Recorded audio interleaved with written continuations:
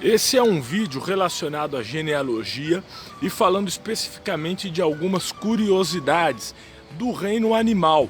Para ser mais preciso, falando da relação das abelhas e dos zangões. Algo interessante que acontece na árvore genealógica deles e peculiar.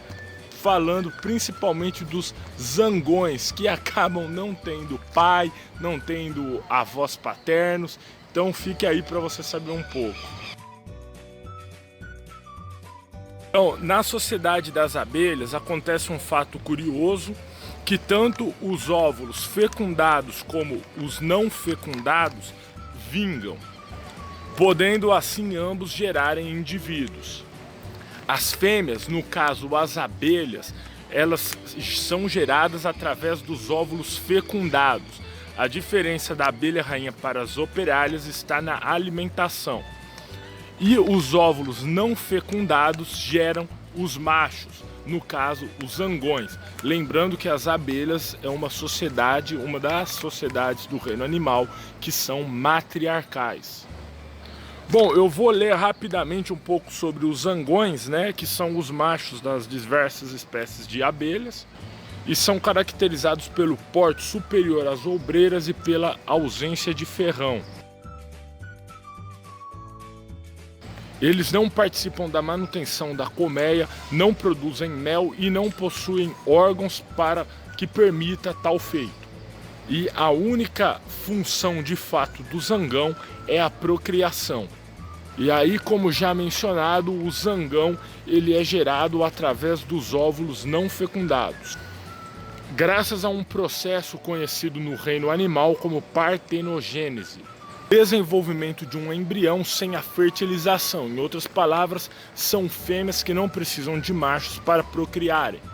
E deixando bem claro, não é uma exclusividade das abelhas, mas elas também fazem a partenogênese. E no caso deles, é um tipo de partenogênese chamado partenogênese arrenota. Partenogênese arrenótoca, que ocorre quando origina apenas machos. Então também tem o tipo de partenogênese que em outras espécies, né, não nas abelhas, que ela vai originar apenas fêmeas, e o caso que vai originar tanto machos como fêmeas. E aí, dessa forma, como já explicado os motivos para isso, acontece algo curioso do ponto de vista da genealogia, ou da árvore genealógica dos zangões, né, ou das abelhas em geral, que eu tô deixando aqui em algum lugar do vídeo, enfim.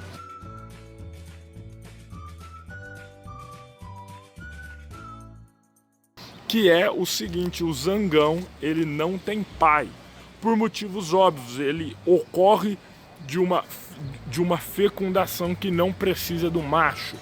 Então o zangão, ele não tem pai, ele vai ter apenas mãe, e aí ele não vai ter 4 avós ou 2 casais de avós.